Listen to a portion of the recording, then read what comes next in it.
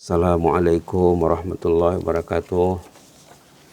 Muslimin muslimat umat Allah sekalian, kita sudah berada di pertengahan bulan Muharram 1443. Hari ini 14 Muharram sama dengan 23 Agustus, artinya minggu terakhir bulan Agustus.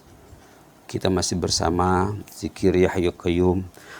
Pagi ini insyaallah serial yang ke-8 tentang keutamaan Ya Hayyu Qayyum.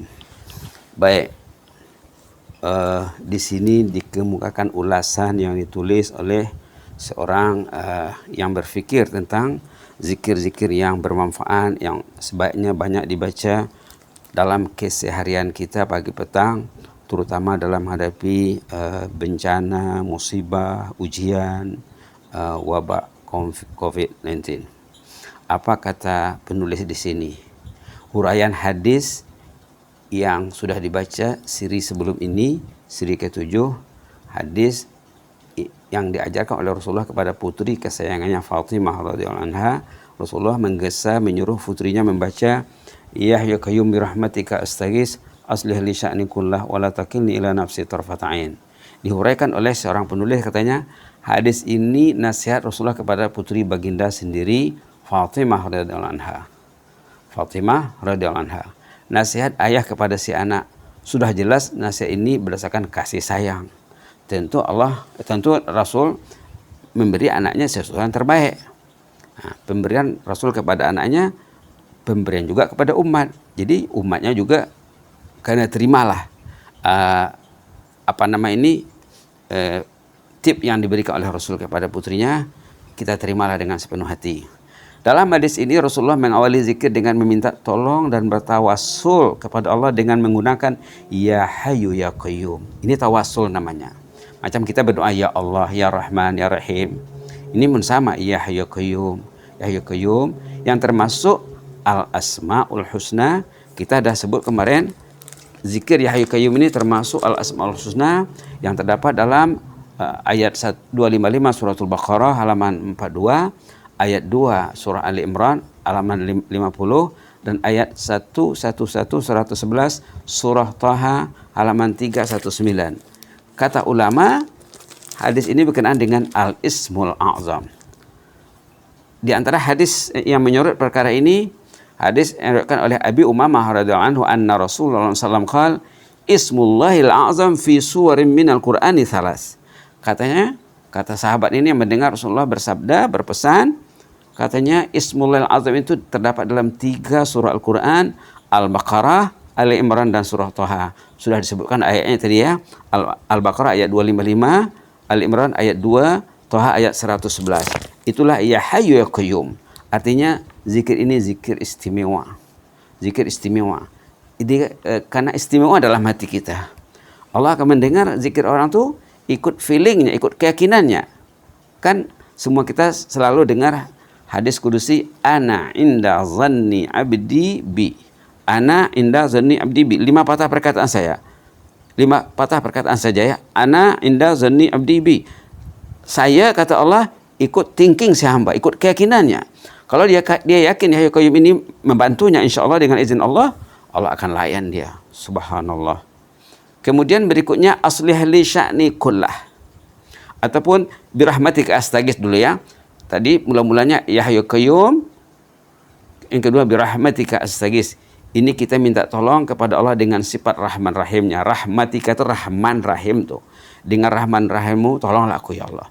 Engkau Rahman, Engkau Rahim. Rahmatmu meliputi segala-galanya. Rahmatmu luas, tiada bertepi. Kalau kita baca cerita orang-orang saleh betapa hebatnya rahmat Allah ya, sangat kagum kita. Jadi kita mintalah supaya Allah juga melimpahkan rahmatnya kepada kita dengan ucapan birahmatika astaghits, birahmatika astaghits. Seterusnya aslih li sya'ni kullah. Ini jumlah ataupun perkataan ataupun sub ayat yang ketiga. Pertama tadi Ya Hayyu Qayyum, yang kedua birahmatika astaghits, yang ketiga aslih li sya'ni kullah, perbaikilah semua keadaanku. Ini merangkumi keadaan keluarga, keadaan dirinya, keadaan rumah tangganya, kejiwaannya.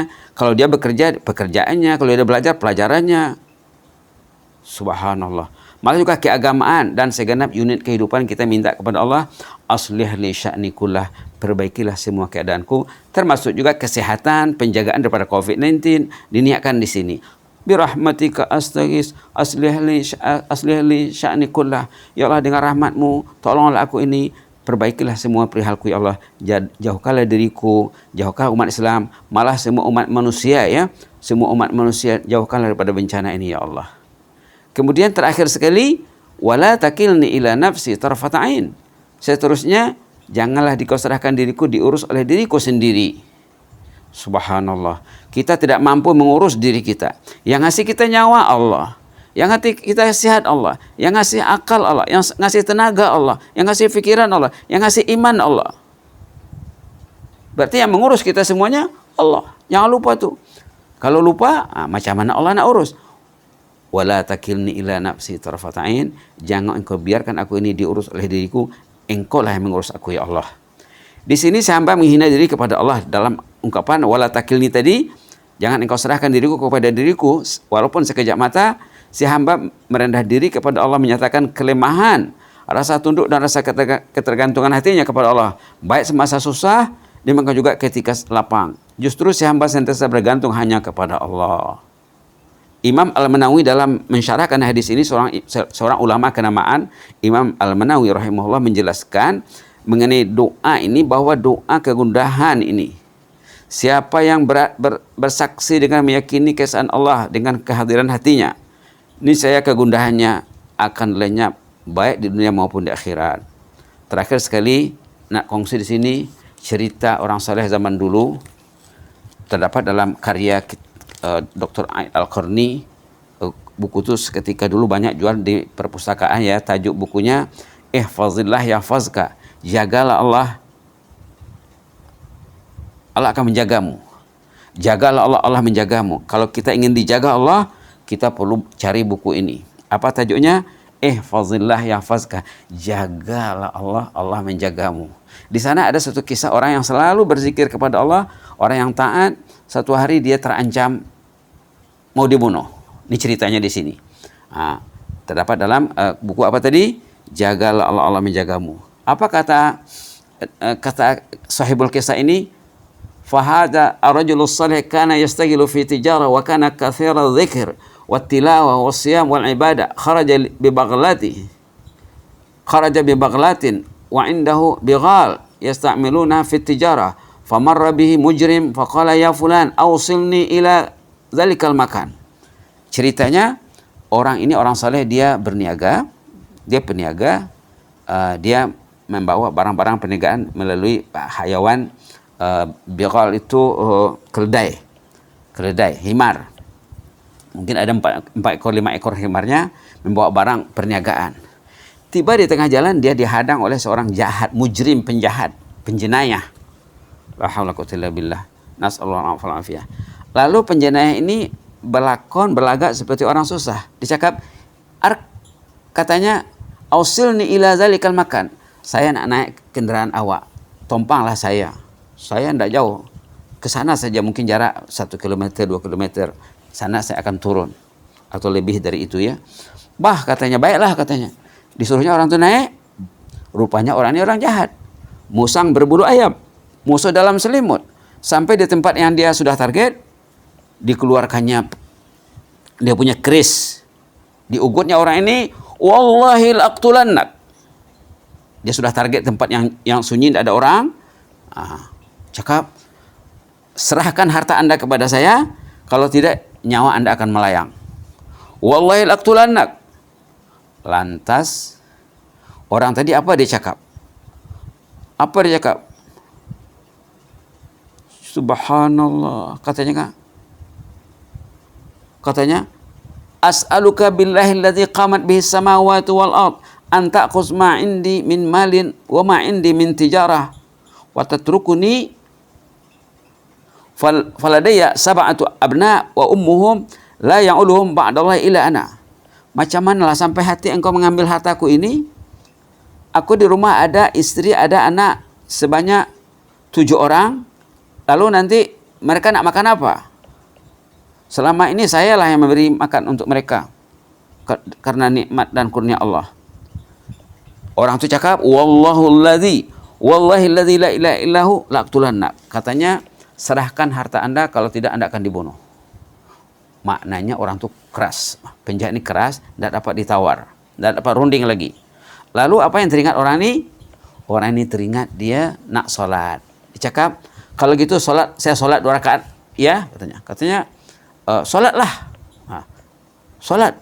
Bila dia sholat, Allahu Akbar, dia membaca satu ayat yang ajaib dalam surah An-Naml, ayat 62.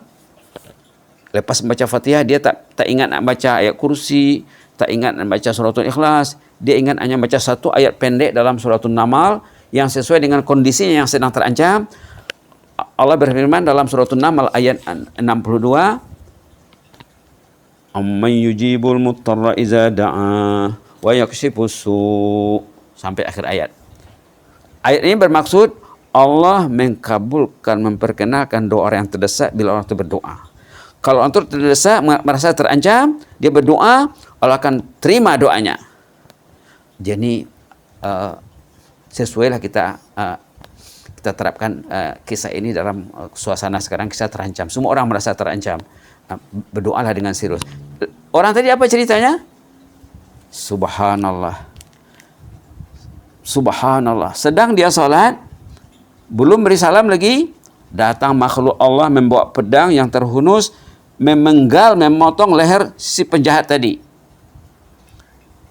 Bila dia beri salam, assalamualaikum warahmatullahi, dia sholat 2 rakaat ringkas saja, orang tadi sudah mati konyol, lehernya sudah putus. La haula wala quwwata illa billah. Lalu ditanya oleh hamba Allah yang salah ini, man anta ya tura? Anda ini siapa? Kamu ini siapa? Maka orang itu bercakap, saya malaikat. Saya datang dari langit ke-7. Kami dengar doa kamu tadi, kami perhatikan kamu ini, kamu terancam mau dibunuh. Waktu kamu baca ayat amma yujibul muttarra idza da'ah kali pertama, saya masih di langit ke-7. Kamu baca kali kedua, amma yujibul muttarra idza da'ah, amma yujibul muttarra idza da'ah, amma yujibul muttarra idza da'ah, amma yujibul muttarra idza da'ah wa yaksifus su'. Kali pertama Anda baca, saya masih di langit ke-7. Kali kedua, saya sudah di langit ke-4. Kali ketiga, saya sudah sampai di bumi dan kerja saya sudah selesai. Begitu berdoa kepada Allah, kita merasa terancam dengan COVID-19, dengan serius, ya Allah, ya hayyu qayyum rahmatika astaghits, aslih li sya'ni kullah wa la takilni ila nafsi tarfata ain. Kita berdoa meniru pada sejarah orang terancam dibunuh tadi ya. Tiba-tiba Allah mendatangkan pertolongannya dengan serta merta. Mudah-mudahan ada manfaatnya. Barangkali kalau dicari di internet kisah ini, tidak susah mencarinya ya. Kisah orang yang selamat waktu mau dibunuh dengan membaca ayat 62 surah An-Naml. Dan ayat ini bagus juga dibaca ya, apalagi dalam sholat ataupun semasa kita berdoa. Allahumma zidna wa la tanqusna wa akrimna wa la tuhinna wa atina wa la tahrimna wa athirna wa la tu'sir alaina wa adina wa arda'na ya karim walhamdulillahi rabbil alamin. Jazakumullahu khaira, inni uhibbukum fillah.